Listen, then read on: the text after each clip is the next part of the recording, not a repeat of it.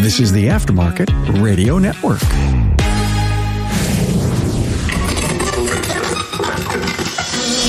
Hey, Carm Capriotto here. Thanks for listening to Remarkable Results Radio. And hey, binge on all the episodes on your favorite podcast listening app or on my Carm Capriotto YouTube page. We've got over 1,000 episodes and always covering the trending topics. Hey, don't hesitate to email me if you've got a trending topic that you'd like to have discussed or even you'd love to come on the podcast and share. Well, email me, carm@remarkableresults.biz, and connect. You know, there's nothing like hitting the record button and letting Bob Heipp, Matt Fanslow, and Scot Manna have a wide-open discussion about the automotive industry. What does it take to really fix cars, and are we doing a good job of explaining it to our customers? How do other industries compare to ours, and should we really be using the term diagnosing when what we're really doing is performing tests and analyzing?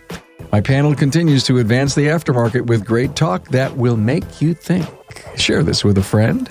Hey, thanks to Apex and Shopware for being partners and providing you this episode. You know, when you're working on cars, you want to be able to access your tools easily without hassle or clutter. Well, the same goes for managing your shop. Eliminate the clutter of paper repair orders with Shopware's digital shop management software. Talk to my friends at getshopware.com. You know, Apex knows the importance of the service professional, and last year they created a dedicated space at Apex, Repair Shop HQ. This is a one-stop shop for all your service and repair needs, including technical and management classes taught by the industry's most sought-after trainers. Listen here, right here for registration information to come. Plan on it November 1st through the 3rd, 2022. Apex, now more than ever. I am totally in the dark. I just want you to know that. There is no agenda. No one has told me what they want to talk about. It is the scariest moment when I walk into a podcast with these three great guys here, and we're going to talk about practicing automotive. I mean, can you believe it's what we do each and every day? We practice and we keep getting better at it. So we're going to talk about that. Bob Heipp is with me from Mass, Mobile Auto Solutions lead technician manager. Has your title changed recently? Director of Field Operations. Oh, God, I love that title. That is super cool. Like a double in salary. And if not, let me be your agent. Based out of Chicago, 30 trucks in the mobile world. Good to have you back. We did 9 episodes together called Technician Talk, and we're actually moving on to something kind of brand new called Practicing the Automotive. Matt Fanslow's here. Hello, Matt. I keep practicing, but I keep needing more practice. Well, you're doing pretty good. Lead diagnostician, shop manager, Riverside Automotive, and the Matt Fanslow podcast, Diagnosing the Aftermarket A to Z. So happy to have you in the network, my friend. Let me back on. Yeah, I know. And you're doing just an excellent job. Thank you. And Scot Manna. I've been trying to get Scot on so long, and it really took Bob and Matt to get Scot on the show. So thank you guys for convincing Scot to come on. He recently sold his shop. Am I right, Scot? That is correct. Yeah, back in October, sold it to a company that's got like 50 stores, went to work for them as training manager. They're so lucky to have you. Oh, boy, I'm not sure. Is he out of circulation, guys? Is it possible that we'll never see him at Vision again? That's impossible. I'll be there this year. All right. Okay. I was kind of thinking, though, the listeners have gotten a chance to get to know Bob, yourself, Carm, and me over the years, but they may not know much or as much as they should about Mr. Manna, Scot Manna. So I thought I got a couple of things I looked up. I have some Scot Manna facts, if you will. Let me ask him one thing first. Do you still have the Corvette from the ACDelco technician of the Millennium? Yes, sir. Attaboy. Absolutely. Tucked away in the garage waiting for March. Actively driving it, huh? Oh, no, it never comes out. What's this winter beater? Are you kidding? I have my Silverado for that. All right. So tell us, Matt, tell us some unfound facts on Scot. Scot Manna won the ASE Master Technician of the Year award twice, both in 2001 and 2009. But you may not have known that he's done something else twice. That is, he's counted to infinity. He also won the ACDelco, as you mentioned, the ACDelco Technician of the Millennium in 2006. Scot once diagnosed a car wrong. Sorry, I got that wrong. I'm sorry. Scot told the client what was wrong with the car. The car made a mistake. So the next day, the car came back and fixed itself the way Scot said it should. Also, Scot doesn't own a scan tool. He decides what codes the vehicle has stored. Scott Manna does use a flashlight, but it's not because he can't see in the dark. It's because the dark is scared of Scott Manna. And then lastly, I'll tie it up. You've probably heard that the customer is always right, just not when they're around Scott Manna. Matt, that was over the top. You're confusing me Factual. with you, I believe. I appreciate it. And just remember, Bob, the higher you go in the industry, the lower the money you make. I must be at the top. Getting a brand new toothbrush so I can clean your office bathroom. So let me know. Oh, but Scott, do you know how many times your name was dropped in earlier podcasts with these guys? I believe once by mistake. Oh, I think you're light. Actually, Matt, in one of your recent Matt Fanslow A to Z, I think wasn't it you and Justin just dropping Scott's name all the time? I drop Scott's name all the time just so I can pick it back up. Let's give our audience just one heck of a great episode here. Practicing the Automotive, Bob. I loved the title that you brought this. Where are we going to go with it? How the majority of automotive world is expected to know everything and expected to know what's wrong with the car. While Scott and Matt might be able to know that right off the bat, the majority of the world has little clue. Why are we supposed to know everything there is on a platform that is probably changed and is currently changing more than anything else current to the world? And then I started thinking about doctors and lawyers, and what they do is they don't know, they practice. So they're constantly learning. So that was kind of the basis behind my thought process. And I thought that we could just maybe try and unpack that. It never fails that we draw an analogy to healthcare or doctors all the time when it comes to diagnosing a car, the word testing, or the continuing education that's so necessary to keep up, and why we ignore the fact that, as you say, it changes each and every day, and the doctors need to keep up with medications and in treatment plans. COVID threw one heck of a wrench into all of that for everyone, and now we're talking science. Is there science inside of what we do? There's definitely scientific methods to trying to figure out what is wrong when we're testing for problems. Matt, you did an episode. It's amazing how you were talking about ohms and amps and Einstein and theory and science and physics and how it all related to what we're doing. I mean, I was really moved by that. And, you know, anyone who's on the outside that would have ever heard that episode, they'd have so much respect for what you guys do. Yeah, I mean, there's physics in everything. When it really gets down to it, whatever you talk about, physics is involved.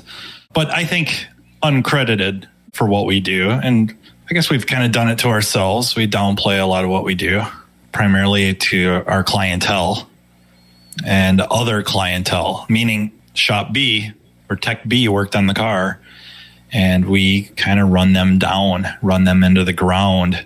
And that's just something you don't find a whole lot in other professions and skilled in the medical field specifically, or legal field like Bob. Is that mentioned. due to malpractice and they don't want anybody throwing them under the bus?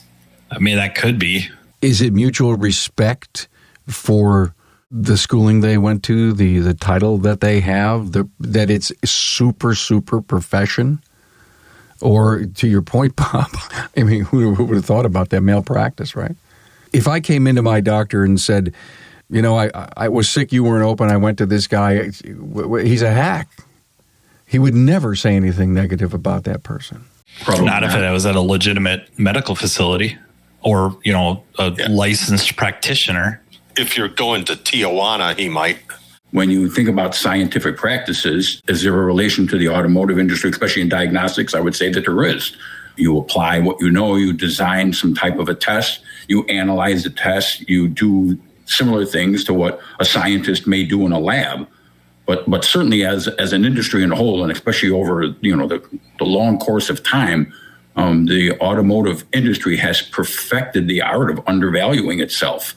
We are very good at dumbing things down to a certain extent, to making it sound, you know, like cars are maintenance free and cars take care of themselves. And we have a hard time making the consumer, the driver, understand what they're dealing with, what they're driving, the complexity involved, and the abilities of somebody that's going to figure out what's wrong with it to do that. We just don't seem to be really good at promoting that and figuring out a way to get that message across. Unfortunately, of course, that's going to drive up the cost of ownership and the cost of repairing a car. But that has to happen in order to drive up salaries in the industry and in order to then bring in the type of talent necessary to do it. So, if the automotive repair industry just keeps saying that, well, we can do this for free and that for free, and we can read codes for free, and we can give you an idea of what's wrong with your car for free, you're just really shooting yourself in the foot as an industry to advancing the industry, especially from a monetary standpoint. I guess going back to the medical stuff, a lot of the breakthroughs make their lives easier. Not that every breakthrough that we have with vehicles always makes our life harder. Some cases it's easier. You could argue, the old way of finding a misfire pre-OBD2 versus now, is much easier on us. But you start introducing the network systems to our vehicles that increase the complexity. It makes it more difficult when you have a network issue. And ADAS was really kind of left field. We didn't really deal much with radar and cameras and all that. And I suppose to a degree, TPMS. In the medical field, when there's a breakthrough, usually it makes their life easier, whether it's a detection method or a discovery of what's really going on. Like if they ever figured out what really goes on with cancer, that would make the doctor's life easier because now they know they can have a way to treat it, or they know what they're up against. Same with the COVID stuff. The more stuff comes out, the better they're prepared to treat it, either preemptive with a vaccine, or somebody has it. The treatment methods have changed and evolved in that your chances of survival, if you're one of those that gets very ill, has gone up exponentially. That doesn't necessarily work out that way with us every time, and we're horrible about marketing it and explaining that. Not even just to the clients, to ourselves, to techs in the field. I mean, you look at, if you're watching TV or something, you see commercials about the little kid walking out or chasing the ball out of the driveway and the car stopping by itself and all this.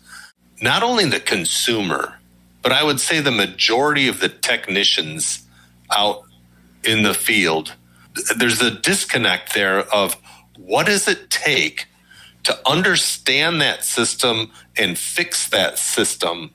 It's not working on the 70s and 80s and 90s cars anymore. I mean, the cars have advanced so much. Nobody is really taking that mental leap with it. Unless you are in the forefront and practicing, going to classes of some form and talking to colleagues, you kind of just let that go and don't think about it too much, I think. Matt or Bob, what do you think about accountability when you look at comparing professions, and especially since it's been brought up, the legal profession and the medical profession versus the automotive industry? What's the difference in accountability between those areas and between the people that work in it? A lawyer versus a paralegal versus a secretary versus a doctor and a nurse and a medical technician to, a shop owner and a service writer and a technician. I think there's a difference, and I think that that's something that could be worked on and hopefully help improve the image that's out there. And those customers fields understand what a technician goes through to work on a car, what they found when they worked on a car, what they did. We're not really good at communicating what we do and what it takes to do what we do. And that's part of accountability, I guess. It starts in the bay and all the way up to the, out to the front office of the consumer. In those fields, there's channels within the profession to hold somebody accountable. And that's not to make it sound easy, because I'm sure there's creative license taken. I don't know if you saw that movie, Dr. Death. Okay, he's a neuromicrosurgeon who was doing kind of like spinal fusion type surgery, permanently injuring patients, resulted in the death of a few due to sheer incompetence. And there's some surgeons that were onto him. So they were trying to go through the channels to get his license revoked. And even at that, they could have got it revoked in maybe a certain state, but then he could bounce around. It was a really, really big deal to get this guy under wraps. For mechanics or technicians or shops, the accountability is, what a professional courtesy, I think. I work on a car and blow the diag or screw up, like something, I made a mistake on the installation, and then it's down at Bob's shop, and Bob might call me up and say, hey man, I got this vehicle. It was at your shop. Here's some photos. Here's a video. What do you want to do to handle it? It's more of like a professional courtesy. There's no actual channels to take to hold somebody accountable for a mistake. Because if it goes outside of that professional courtesy and I go, it's not my fault, whatever. Now it's up to the client to take, or customer, vehicle owner, to take me to court. Hey, Carm here. Coming up, a much talked about topic, the technician shortage. What is the compensation package for us compared to other industries? Repair Shop HQ was a resounding success at Apex, and it will get even bigger and better in 2022.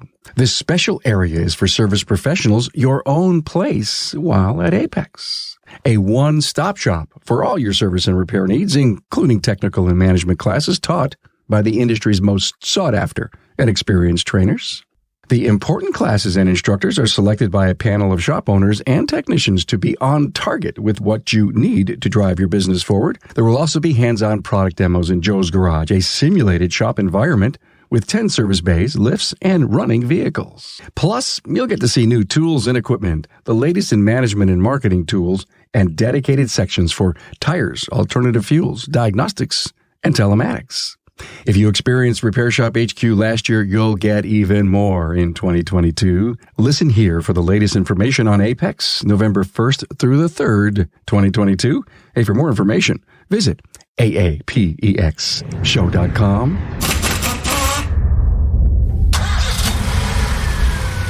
When you started in business, did you really think that cars would be driving themselves and that people would be buying cars online without even test driving them? Well, I don't think any of us did, and yet that's exactly what's going on. On the repair side, the auto industry is changing fast. Customers expect quick answers and proof that they need the repairs you recommend. They want to pay you while buying a coffee and then rate you on Yelp after picking up their keys. So why stay in the past? A shop owner named Carolyn asked herself the same question, so she created an online shop management system that automates the stuff you do over and over again. She and her team added texting and every step in the process from booking your appointments to posting that stellar review. They learn from their customers just like you learn from yours. And it's the system that's leading the industry into a bright future. Check it out at getshopware.com. You're right, there's no accountability. The image of our industry suffers. When people aren't happy with something, they take it to another shop. The other shop does something very unprofessional to describe potentially that the diagnosis was wrong or the shop was not competent. Something that's been creeping to the top of my mind, guys, ever since you've been talking about this was when we explain what we discovered to fix this problem car, Matt, when you have a customer and you say, hey, listen, when the Smiths come in, I got to talk to them. It was a great challenge. I want them to understand this stuff kind of happens to the cars. We have the technology to find it. It took us a little longer than expected, blah, blah, blah, blah. Are they just like, you're making my mind numb? I mean, doctors don't necessarily, tell you all the stuff that they find in the test results. Just to say, we fix this, and we say, yes, I'll have another. We're always accepting of that doctor's prognosis or remedy to fix. Why does the consumer not respect, as you guys said, the complexity that we're dealing with today and the challenges? Do we need a script, an outline, a process to explain how we do this stuff? I always go back to a class that I took a long time ago. The instructor said the English language is a very important language to use and said that we should never be diagnosing a car. We should be performing tests and charging to perform tests. A diagnosis is an absolute conclusion. We can perform tests and have conclusions that draw the testing to a certain element or component, but it's just one of those things that I think we don't think about this kind of a thing. And it was an eye-opening moment for me, taking that and hearing that. As far as like what Matt was saying about the professional courtesy, maybe that's something they do in Minnesota. Minnesota thing. Down where I'm at, I mean, I've seen many places. They just throw the other shop under the bus in a heartbeat, and just like, I don't know what they were doing, thinking of trying to sell you that, and you didn't need that, and they're just ripping you off. You know, there are some shops and people with low integrity, and they might be ripping people off. But generally, I've never really seen, in my experience, situations where shops contact another shop and say, hey, I know you just worked on this. I'm running into this issue, whatever. Years ago, I worked for a shop, and this was shortly after I bought my own Tech 2, and I was giddy to use it. I told the shop owner that I worked for, I think we should go to the other shops, tell them we have this equipment, and that if they need some sort of testing or something done that the specialized tool can do, they could bring it to us. We could take care of it. Everybody makes money. The only time I ever had a shop take me up on it, they towed a van over for a no start, and it was a G van. I opened the door, doghouse is off. Every ignition component that there is on a vehicle had been replaced. I turn the key on, there's no mill. I turn the key off. I open the hood, and I see a ECM under a brake boost or brake master cylinder soaking wet with brake fluid. I go through my testing, but I'm at this car for 5-10 minutes tops. And I'm like, you need an ECM? And they're like, well, it needed all that other stuff anyway. I don't know. I didn't look at that stuff. I don't know what the old stuff looked like. It needs an ECM. Is there people out there that are working on cars that shouldn't be? Well, yeah. Are there doctors out there that shouldn't be working on people? Probably. I'll never forget, Scott, someone saying to me about doctors, maybe you should ask your doctor what his scores were when he graduated from medical school. Was he a C, B, or an A? Because there's always a grade that you end up getting. And am I going to a top doctor or not? And what does that really mean once you get out in the real world and you make a commitment to be a perpetual student and always learn that?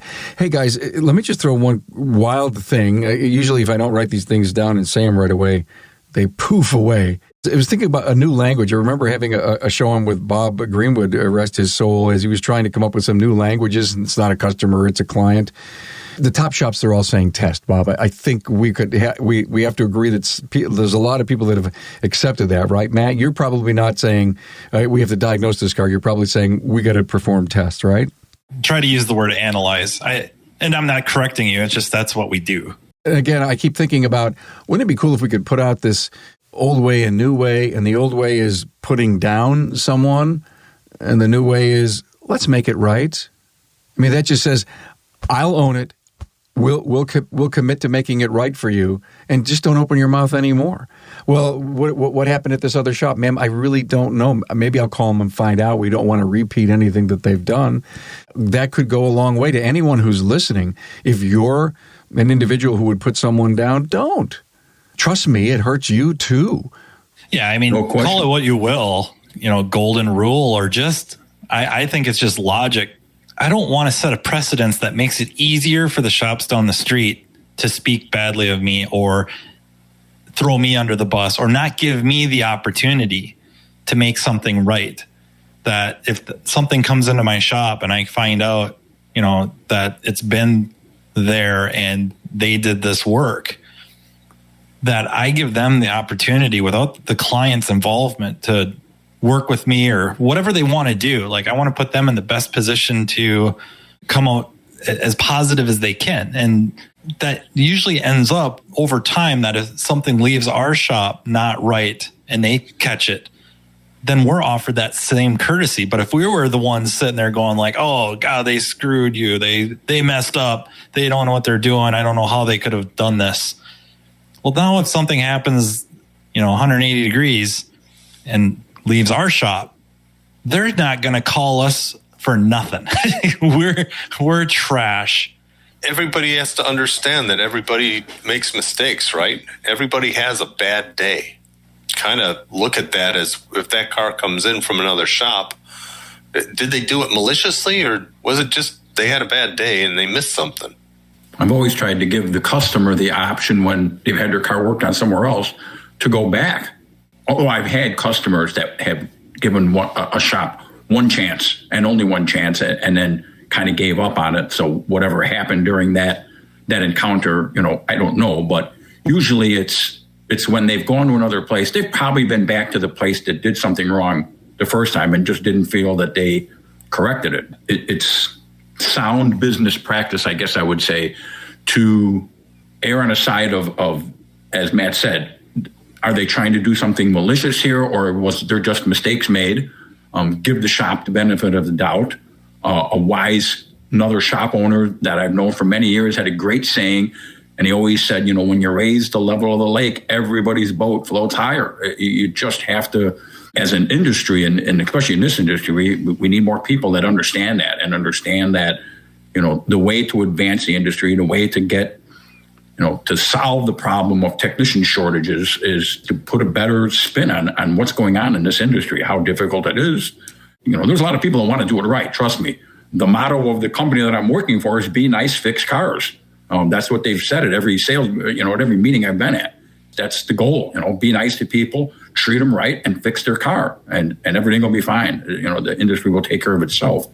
And just, on the other side of it, I know from some management training that's been out there, one thing that I wanted to say in the conversation earlier was that we are in an amazingly time-sensitive industry where everybody's in a hurry. Everybody from the customer all the way down to everybody in the shop, we're all in a hurry, and we all need to kind of step back and take a little bit of time. And I think the best thing that any shop could do is spend more time presenting the vehicle back to the customer when a sale is completed. Spend the time to explain what was done, what was seen on the car. That's kind of where I was going with the accountability side, to say, here's what my technician did. Here's the test that he performed. Here's some of the results of those tests. This is the process that we go through in order to do this so that we don't make mistakes and we don't put the wrong parts on the car. We never have enough time to do that. We never spend enough time doing that. And that's just the way this world is. Nowadays, COVID's made it really bad. Is you don't even get to see the customer anymore. The customer picks up the car after hours and pays with a credit card over the phone. You never get that chance in the last year and a half to really spend time with a customer and say, but that has to happen. This is what we did to your car, and this is why it costs what it cost to complete the repair that we did, and to get people more at ease. It's not necessarily that the people are not wanting to spend the money. They just want to know that what they spent their money on was worth it. Do you think digital vehicle inspections help with that, though? Absolutely. I think that's going to help. Kind of get it to the forefront before the end.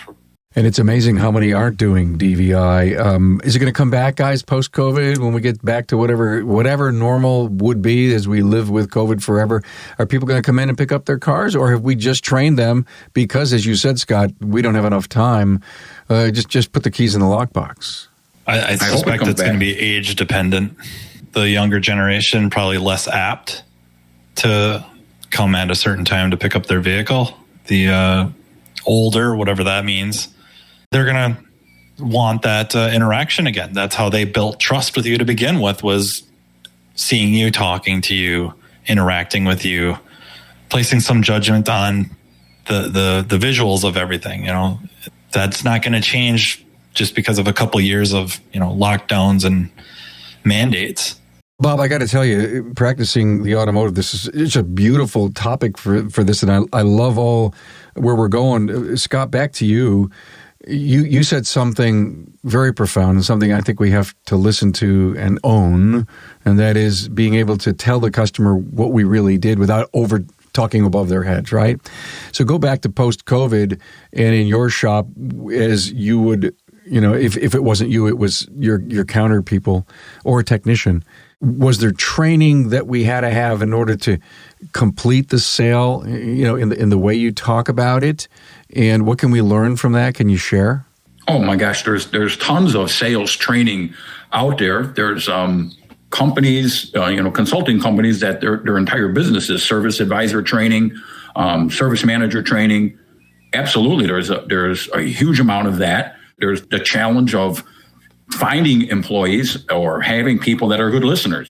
Assume that the trainers are going to help with that. What's the reaction to the customer we've explained it to that depth? Do they want to hear that? Absolutely. I would say absolutely. Some of the young female customers that came into my shop were fascinated with some of the things you told them and were very interested in hearing what it was all about. I have cases where I spent more time explaining the testing that was done on the car and explaining what was wrong with the car than it actually took to fix the car.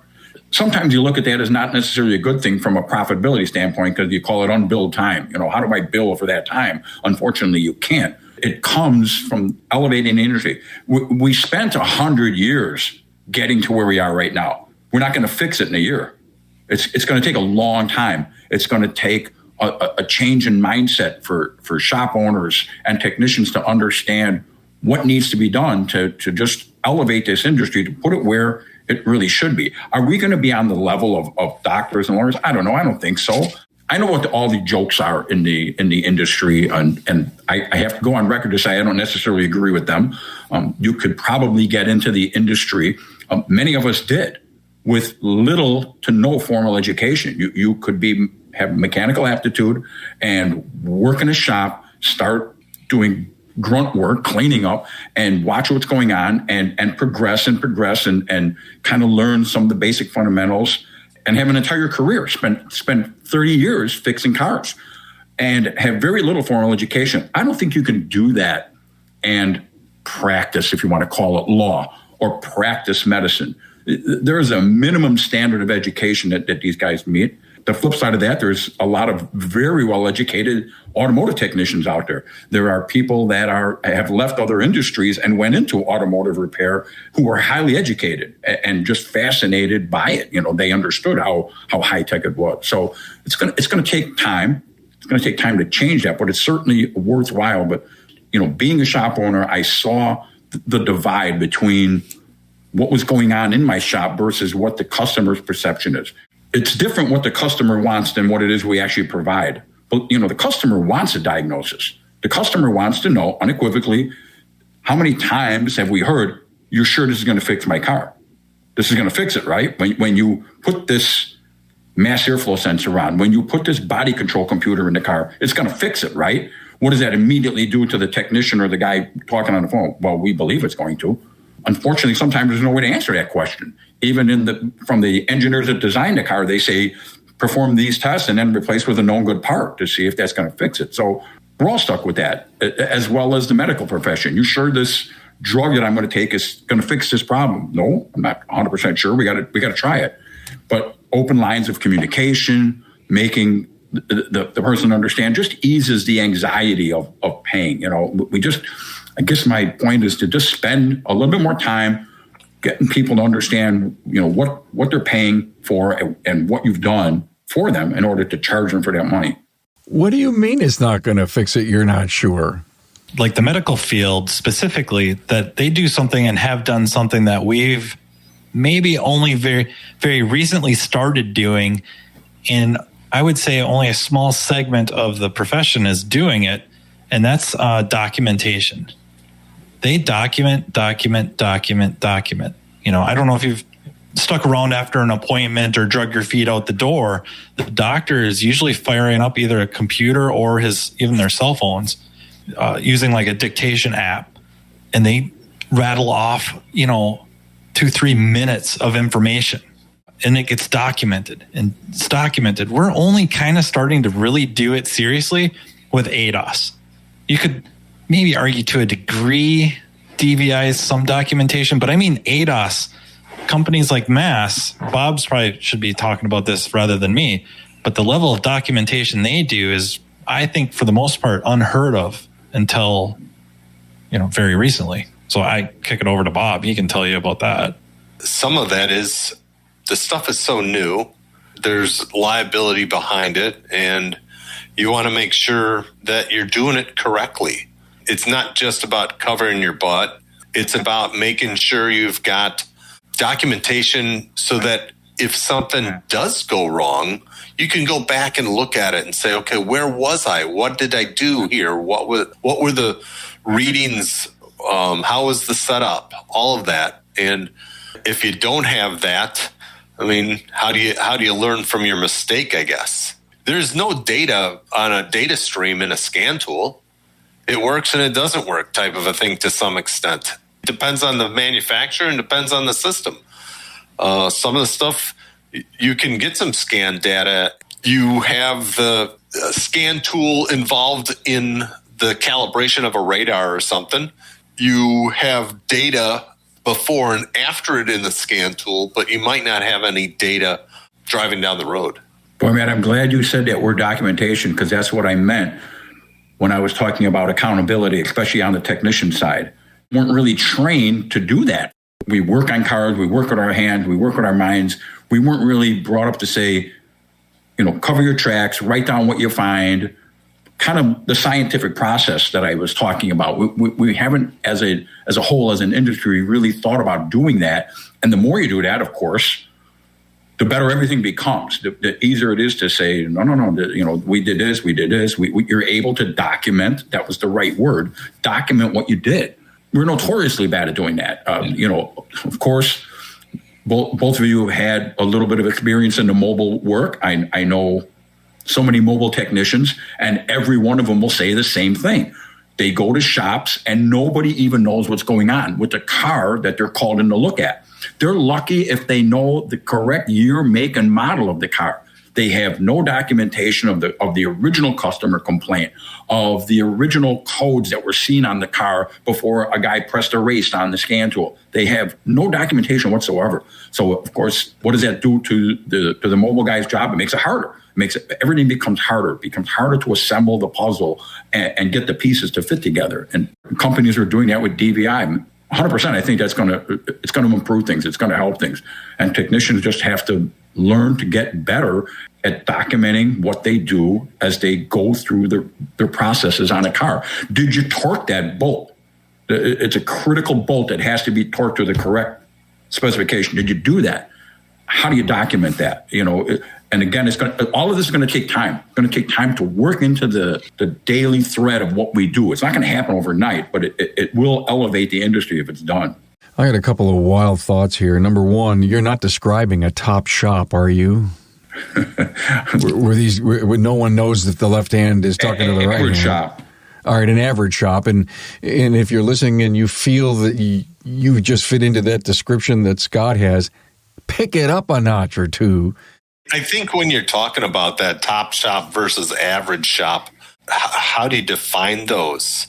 I can remember when I first met Matt. I met Scott shortly thereafter, and I thought myself as an average tech. And they're like, no. You might think yourself as an average shop, and you're in the top 20% of shops type of a thing. Trying to find that bar is all I'm saying. I don't know what average is today. I was thinking too, others that were decent at documentation were instructors, specifically like professional technical trainers, where Scott builds a case study, not just one. I mean, he has, probably hundreds and hundreds, if not thousands up to this point, but they would document. And that's almost like a scientific method type thing, where part of the scientific method is putting it up against scrutiny. And it's not so much presenting it to the class and having somebody in the back going like, no, that's wrong. I don't mean that kind of scrutiny. I mean, I watched you present a case study on how you diagnosed this issue with this test technique, this tool, this equipment, this theory, working theory in your head. And I watched that. And then I go back to my shop, and that's where the scrutiny comes in. I try to take that theory that I saw you use and put it into practice. And does it work? Yes or no? That's a very scientific method. Like, that's what makes the scientific method powerful is, I come up with a, hypothesis. It evolves into a theory and it gets put to the test. The purpose of the other scientists is to try to disprove your idea, and not maybe with malintent or anything like that, but that's the idea. And that's kind of what some of the training classes are like. That here's this idea, this is how I approach this issue. And we could take that and twist it just a little bit and present that to our clients. We kind of get into this dichotomy with the shops, with production.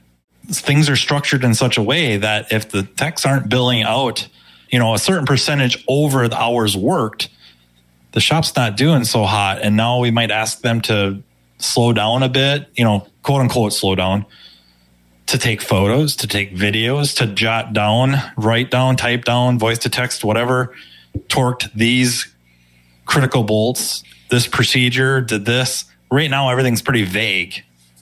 What we did. R&R engine. We just assume. Exactly.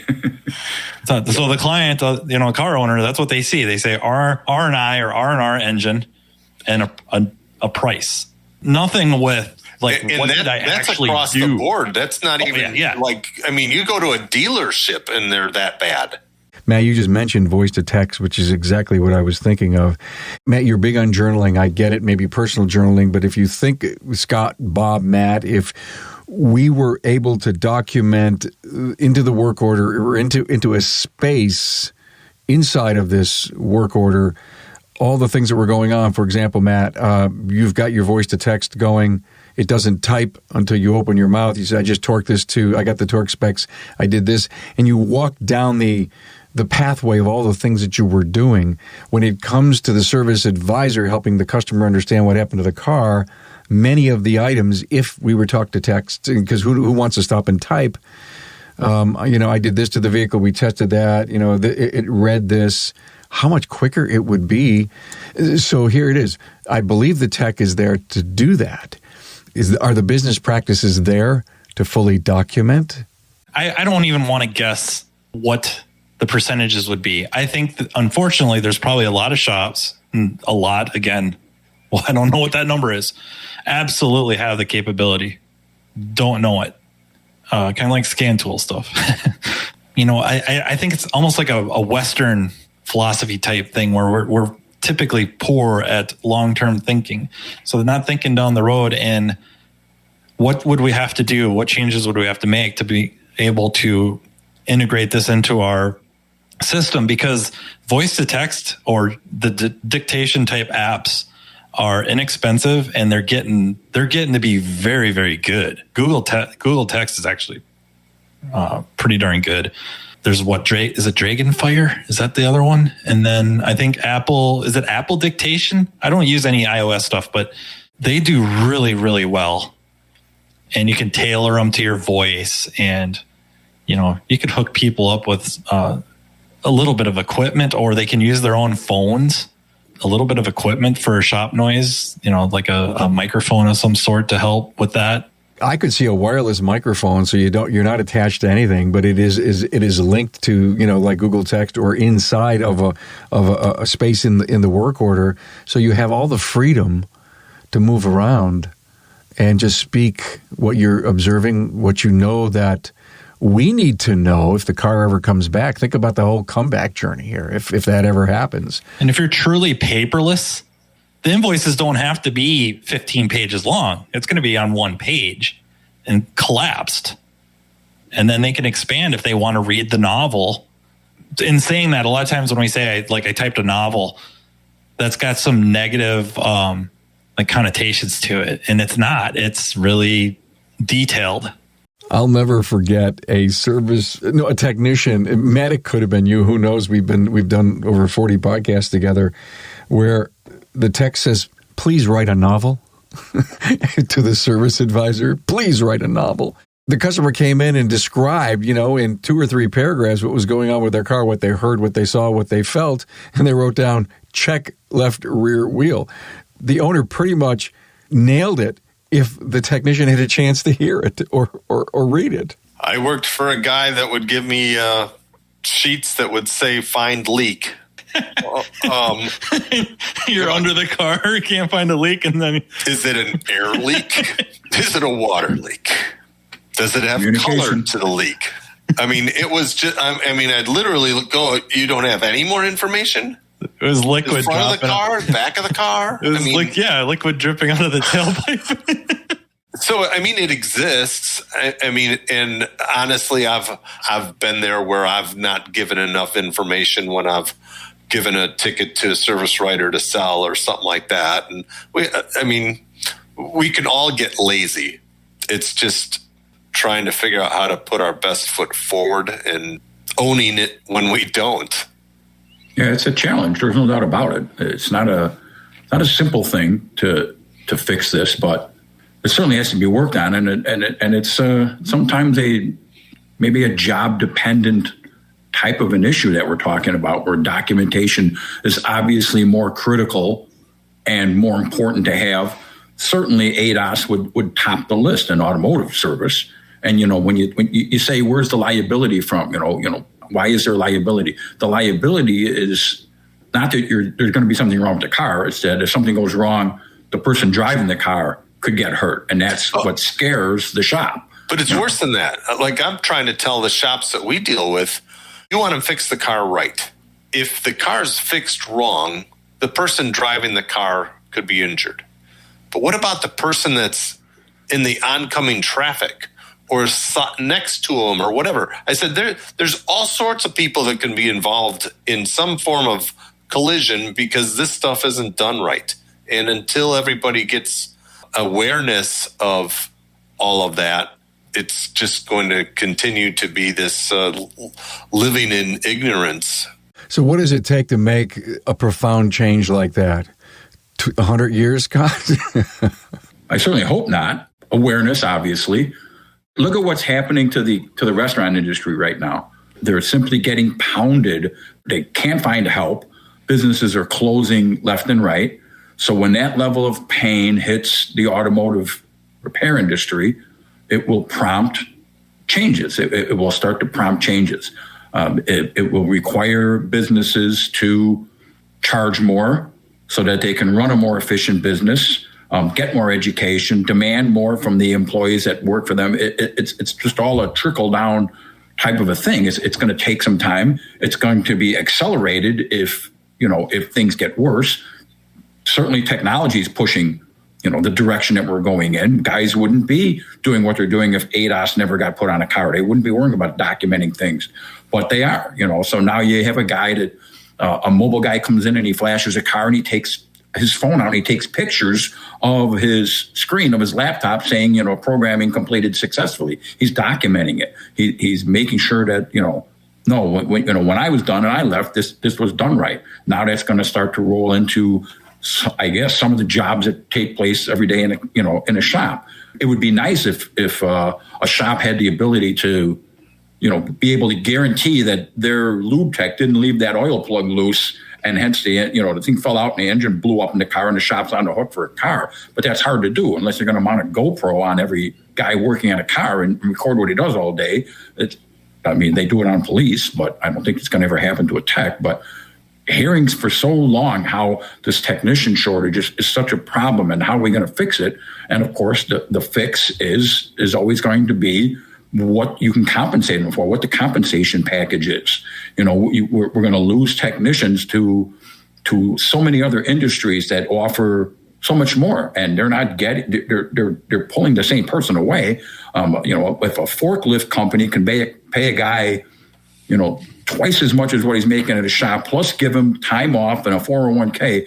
The shop's going to have to wake up to that and figure out that, boy, I'm going to have to elevate my game. I'm going to have to clean up my shop, make it more presentable, make customers happier to come here, explain to the customers what I'm doing, and hold my technicians accountable. It's all going to be something that all kind of rolls together, I guess, into trying to fix the problem. We just don't have the precedents set. Well, the forklift company knew how to make money so that they could afford to hire the right talent, Scott, to your point. The competition level is also considerably less. In the value of what they're working on, that's problematic when comparing to medical or the big industrial stuff. and not justifying it. It's just a hurdle we have to overcome.